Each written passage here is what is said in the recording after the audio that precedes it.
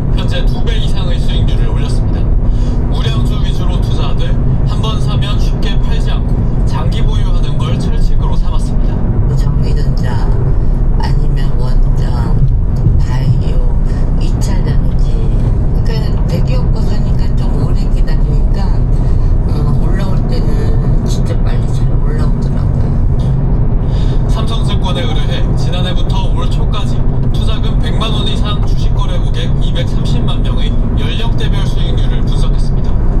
60대 투자자의 수익률이 71.8%로 가장 높았고 이어 70대, 50대 순이었습니다.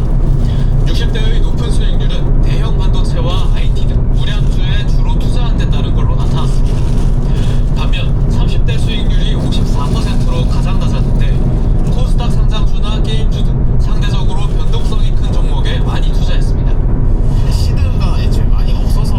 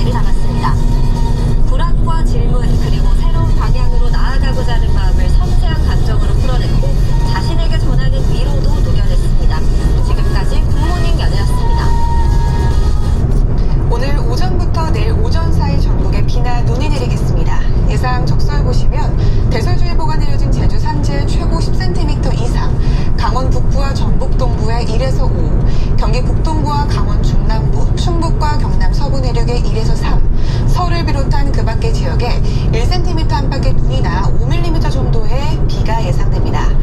다만 강수 소식이 없는 동해안 지역은 대기가 계속해서 건조하게 있고요. 오늘 해안을 중심으로 강풍도 예상돼 화재에 유의하셔야겠습니다. 오늘 수도권은 늦은 밤부터 먼지 농도 높게 나타나겠습니다. 현재 기온 춘천이 영하 6.7도 가리키고 있고요. 낮 기온 대전이 6도까지 오르겠습니다. 지금까지 날씨 전해드렸고요. 잠시 후에 뵙겠습니다. 임원병 2천만 시대. 많은 분들이 이가탄을 믿고 선택해 주셨습니다. 붓고 시리고 피나는 잇몸병엔 이가탄. 오래오래 건강하게. 우리 곁엔 언제나 이가탄. 그래도 좀 가르쳐 주지. 그럼요, 어머니. 달콤이지요. 회 선생님을 우리 집에 달콤이로 아이 곁에 불가자. 누구라? 달콤이랑 외야 코지 피플. 하늘 아래 같은 사람은 없다. 같은 피로도 없다. 그래서 코지마 받아요.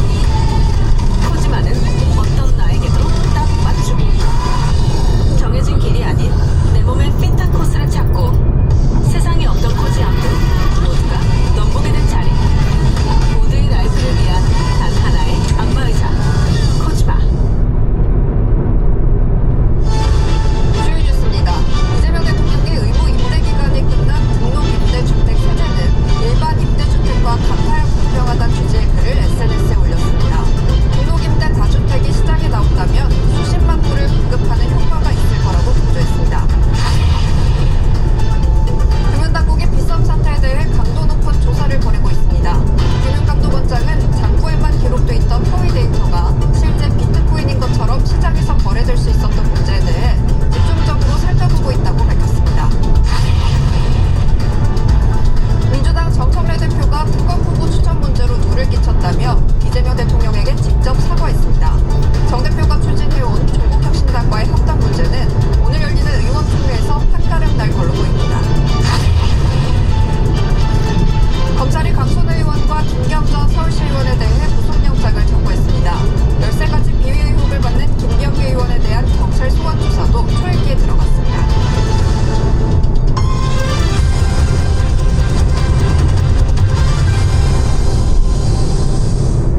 이재명 대통령이 의무 임대 기간이 끝난 등록 임대주택에 세금 특혜를 계속 줄 필요가 있겠느냐면서 일반 다주택자와 마찬가지로 양도세를 중과하는 게 공평할 거라고 말했습니다. 이런 혜택이 사라져서 임대 사업자들이 갖고 있는 매물들이 시장에 나오면 수십만 호를 공급하는 효과가 있을 거라고 내다봤습니다. 박예린 기자입니다. 이재명 대통령은 그제 저녁 SNS에 임대 사업자로 등록하면 집을 얼마든지 사모을 수 있다는 건 이상하다면서 건설 임대가 아닌 매입 임대를 계속 허용할지에 대한 의견을 묻는다고 썼습니다. 한 사람이 수백 채씩 집을 사모으도록 허용하면 수만 채 집을 지어 공급한들 부족할 수밖에 없지 않냐는 겁니다. 건설사가 주택을 지어 임대하는 건설 임대와 달리 개인 임대 사업자가 기존 주택을 사들여 임대하는 게 매입 임대입니다. 이 대통령은 어제 오후 올린 SNS 글에선 아파트 약 5만 호를 포함한 서울시내 등록임대주택 약 30만 호는 취득세, 재산세, 종합부동산세 감면과 영구적 다주택 양도소득세 중과제외란 특혜를 받는다고 설명했습니다. 이어 같은 다주택인데 한때 등록임대였다는 이유로 영구적으로 특혜를 줄 필요가 있느냐는 의견도 있다면서 의무 임대기간이 끝난 등록임대주택의 세제는 일반 임대주택과 같아야 공평하다는 취지로 언급했습니다. 그러면서 이 대통령은 등록임대주택에 대한 양도세 중과제외 특혜를 즉시 폐기하면 부담이 너무 크므로 1년이 지난 뒤 없애거나 점차 폐지하는 방안이 있을 수 있다고 예시했습니다. 적용 대상을 아파트로 한정하자는 의견도 있다고 소개했는데 등록임대 다주택이 일반 다주택처럼 시장에 나온다면 수십만 호의 공급 효과가 있다고 강조했습니다. 이 대통령의 메시지에 야당은 다주택자에 이어 임대사업자를 악의 축으로 치부하고 있다며 이런 여론몰이는 정교한 정책 설계를 저해야 한다고 날을 세웠습니다. SBS 박예린입니다. 등록 임대 사업자들에게 주던 양도세 혜택을 제한할 가능성을 시사한 건 임대 사업자들이 최대한 매물을 내놓고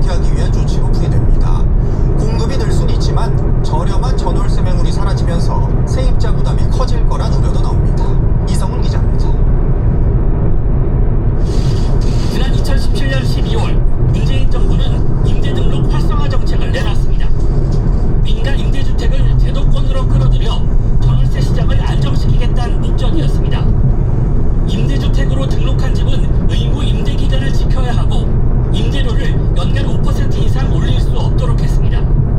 대신 양도소득세 중과 배제 등 각종 세제 혜택을 부여했습니다.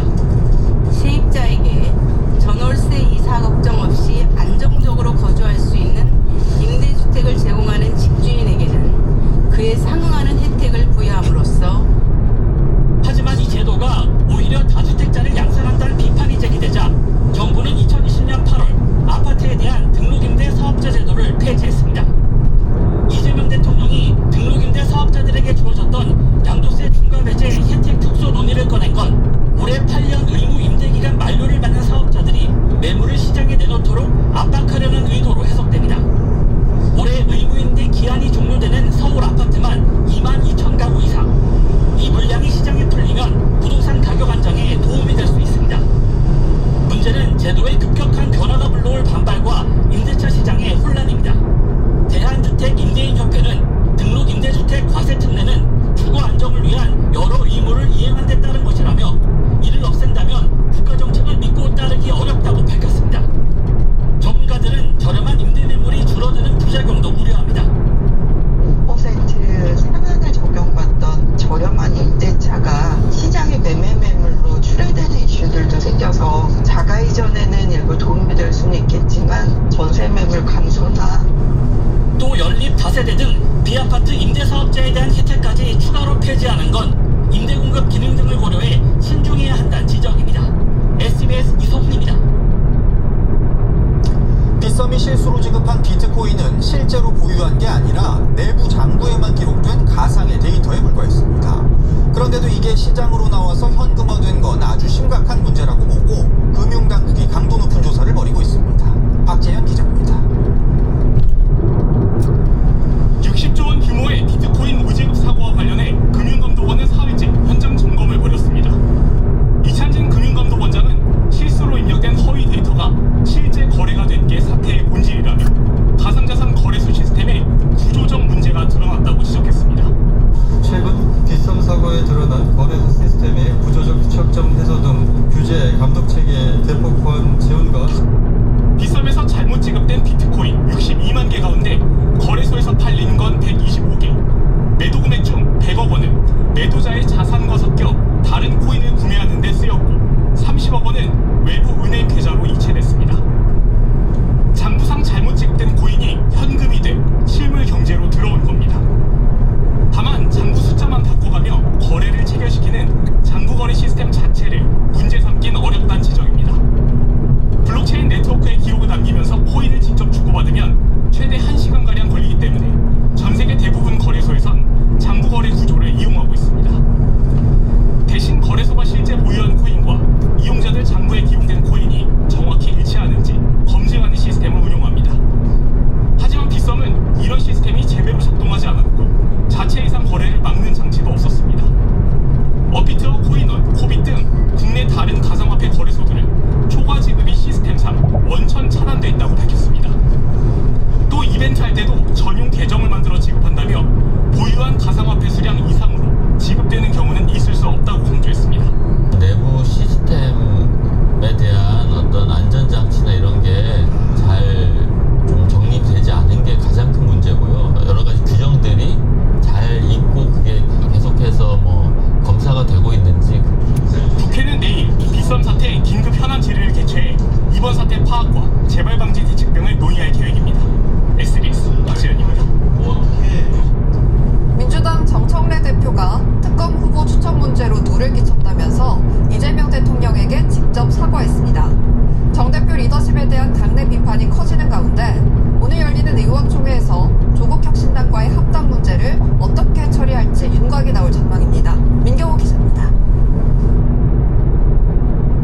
이재명 대통령에게 불리한 법정 증언을 했던 김성태 전 쌍방울 회장의 변호인이었던 전준철 변호사를 2차 특검 후보로 추천했다가 당내 비당권파의 비난에